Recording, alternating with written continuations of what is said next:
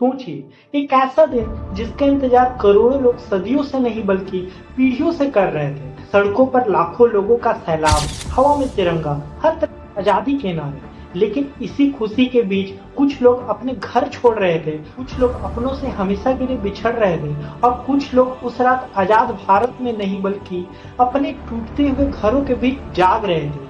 15 अगस्त 1947 यह सिर्फ भारत की आजादी का दिन नहीं था, यह एक ऐसी कहानी की शुरुआत थी जिसमें खुशी भी थी और दर्द भी था, उम्मीद भी थी और इतिहास के कुछ ऐसे पल भी थे जिसके बारे में बहुत कम लोग जानते हैं। नमस्कार दोस्तों, आप देख रहे हैं ऋषभ कैल्विन और आज हम आपको लेकर चलेंगे उस रात और उस सुबह में जब भारत में पहली बार गुलामी की बेड़ियों को पीछे छोड़कर आजादी की हवा में सांस ली थी। तो चलिए समय को लगभग 79 साल पीछे लेकर चलते हैं। आजादी की तारीख 15 अगस्त ही क्यों? 1947 से पहले भारत पर ब्रिटिश शासन था। दशकों तक चले आंदोलन, क्रांतिकारियों के बलिदान, सत्याग्रह और लगातार बढ़ते जन आंदोलनों के बीच ब्रिटिश सरकार को यह समझ आने लगा था कि अब भारत पर हमेशा शासन करना आसान नहीं होगा। 20 फरवरी 1947 को ब्रिटिश प्रधानमंत्री क्लेमेंट एटली ने घोषणा की कि जून 1948 तक भारत को सत्ता सौंप दी जाएगी। लेकिन भारत के हालात तेजी से बदल रहे थे। हिंदू मुस्लिम तनाव बढ़ रहा था, देश के अलग अलग हिस्सों में हिंसा फैल रही थी और सत्ता हस्तांतरण का सवाल लगातार गंभीर होता जा रहा था।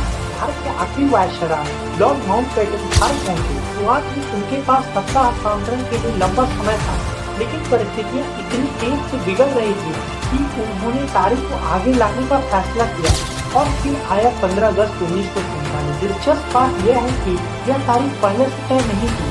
माउंटबेटन ने बाद में बताया कि 15 अगस्त उनके लिए खास तारीख थी क्योंकि 15 अगस्त 1945 को जापान ने मित्र राष्ट्रों के सामने आत्मसमर्पण किया था। यानी जिस तारीख को द्वितीय विश्व युद्ध में जापान की हार हुई थी, उसी तारीख को 2 साल बाद ब्रिटिश भारत अपना शासन समाप्त करने जा रहे थे। लेकिन कहानी अभी बाकी थी। 14 अगस्त की वो रात, आज 15 अगस्त को स्वतंत्र दिवस के रूप में मनाते हैं। इस असल में भारत की स्वतंत्रता का ऐतिहासिक क्षण 14 और 15 अगस्त की दरमियानी रात आया था। दिल्ली में संसद भवन का सेंट्रल हॉल लोगों से भरा हुआ था। घड़ी धीरे धीरे आधी रात की ओर बढ़ रही थी और फिर जैसे ही रात के 12 बजे एक युग समाप्त हो गया और एक नए राष्ट्र ने जन्म लिया। जवाहरलाल नेहरू ने अपना ऐतिहासिक भाषण दिया, रिश्क विथ डेस्टिनी, यानी नियति से मिलन। नेहरू ने कहा था कि आधी रात के उस क्षण जब दुनिया सो रही होगी, भारत जीवन और स्वतंत्रता के लिए जाग उठेगा। सोचिए दोस्तों, हजारों साल पुरानी सभ्यता, सैकड़ों साल की राजनीति, उथल पुथल और लगभग 200 साल के ब्रिटिश शासन के बाद एक नया भारत दुनिया के सामने खड़ा था। लेकिन उसी समय महात्मा गांधी दिल्ली में इस जश्न का हिस्सा नहीं थे और इसके पीछे की वजह शायद इस पूरी कहानी का सबसे भावुक हिस्सा है। गांधी उस रात दिल्ली में क्यों नहीं थे? जब दिल्ली में आजादी का जश्न मनाया जा रहा था, महात्मा गांधी दिल्ली से दूर बंगाल में थे। क्यों? क्योंकि देश के कुछ हिस्से उस समय भयंकर सांप्रदायिक हिंसा से गुजर रहे थे। लोग एक दूसरे के दुश्मन बनते जा रहे थे। गांधी जी के लिए आजादी का मतलब केवल अंग्रेजों का भारत से चले जाना नहीं था। उनके लिए असली आजादी तब होती जब भारत के लोग एक दूसरे के साथ शांति से रह सके।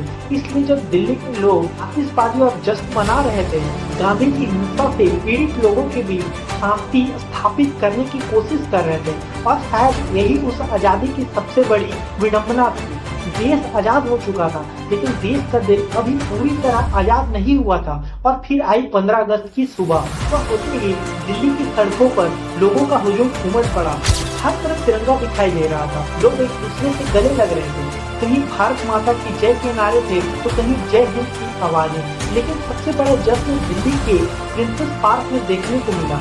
शाम के समय वहाँ एक विशाल समारोह होना था। आयोजकों ने सोचा था कुछ 10,000 लोग आएंगे, लेकिन जो हुआ उसकी कल्पना किसी ने नहीं की थी। लाखों लोग वहाँ पहुँच गए। भीड़ इतनी ज्यादा थी कि पूरा इंतजाम छोटा पड़ गया। रस्सियाँ टूट गई, बाड़े गिर गई, लोग हर तरफ फैल गए और फिर इस भीड़ के बीच एक बेहद अजीब दृश्य देखने को मिला। लोगों की भीड़ इतनी घनी थी, कई माताएं अपने छोटे बच्चे को अपने सिर के ऊपर उठाकर पकड़े हुए थे ताकि भीड़ में दब ना जाए। कल्पना कीजिए, चारों तरफ इंसानों का समुद्र और उसके ऊपर हवा में उड़ते छोटे छोटे बच्चे। यह आजादी की खुशी का दृश्य था दोस्तों, लेकिन साथ ही उस समय की अव्यवस्था और भीड़ की भयावह भी दिखाता था। नेहरू और पामेला का वो अनोखा सफर। इसी भीड़ में जवाहरलाल नेहरू भी पहुंचे। लोगों ने उन्हें देखते ही नारे लगाने शुरू कर दिए। उनके साथ लॉर्ड माउंटबेटन की बेटी पामेला भी, लेकिन मंच तक पहुंचना लगभग असंभव था। समान रास्ते से आगे बढ़ना मुश्किल होता जा रहा था। कहा जाता है कि नेहरू ने पामेला से कहा कि भीड़ के ऊपर से आगे बढ़ना पड़ेगा। पामेला ने अपनी ऊंची एड़ी के सेंटर की तरफ देखा। नेहरू ने कहा, सेंटर हाथ में ले लो, और फिर नेहरू खुद भीड़ के बीच से आगे बढ़े। पामेला ने भी उनका अनुसरण किया। कुछ ही देर बाद दोनों मंच तक पहुंच गए, लेकिन वहां एक और समस्या थी। जिस व्यक्ति को तिरंगा फहराना था, लॉर्ड माउंटबेटन, वह अभी तक मंच तक नहीं पहुंच पाए थे। क्यों? क्योंकि वो भीड़ में फंस चुके थे। हजारों नहीं बल्कि लाखों लोगों की भीड़ के बीच घोड़ा गाड़ी आगे नहीं बढ़ पा रही थी। आखिरकार माउंटबेटन ने वहीं से झंडा फहराने का निर्णय लिया और फिर वह ऐतिहासिक क्षण आ गया। भारत का तिरंगा पहली बार स्वतंत्र भारत के खुले आसमान में शान से लहराया। लाखों लोगों की आवाज एक साथ गूंज उठी, भारत माता की जय, जय हिंद। वह सिर्फ एक झंडा नहीं था दोस्तों, वह उन लोगों के सपनों का प्रतीक था जिन्होंने आजादी के बीच अपना सब कुछ खो दिया था। 15 अगस्त 1947 की सबसे बड़ी सच्चाई यही थी दोस्तों, एक तरफ भारत जश्न मना रहा था और दूसरी तरफ भारत बढ़ रहा था। भारत और पाकिस्तान के निर्माण के साथ करोड़ों लोगों के जीवन बदल गए। लाखों लोग अपने घर छोड़ने पर मजबूर हो गए। ट्रेन यात्रियों से नहीं बल्कि विस्थापित लोगों की कहानियों से भर गए। कई परिवारों को यह पता नहीं था दोस्तों कि अगली सुबह उनका घर किस देश में होगा।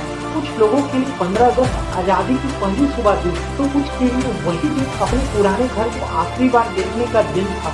यही वजह था कि 1947 की आजादी को समझने के लिए सिर्फ जश्न को देखना काफी नहीं था दोस्तों, दर्द को भी समझना होगा जो उसी समय देश के दूसरे हिस्सों में मौजूद था। और फिर आया वो भारत। 15 अगस्त 1947 के बाद भारत एक स्वतंत्र राष्ट्र था, लेकिन इसके सामने चुनौतियां कम नहीं थी। देश का बंटवारा, शरणार्थियों का संकट, सांप्रदायिक हिंसा, आर्थिक कठिनाइयों और सबसे बड़ी चुनौती एक ऐसे देश को एक साथ रखना है जिसमें सैकड़ों इच्छाएं और अलग अलग भाषाएं, संस्कृतियां और समुदाय हैं। फिर उस पीढ़ी ने शुरुआत की एक ऐसी भारत की शुरुआत जिसका भविष्य उस समय किसी को पूरी तरह मालूम ही नहीं था। आज जब हम अपने हाथ में तिरंगा लेकर स्वतंत्रता दिवस मनाते हैं तो शायद हमें एक पल रुककर यह सोचना चाहिए कि इस तिरंगे तक पहुंचने का रास्ता कितना लंबा था।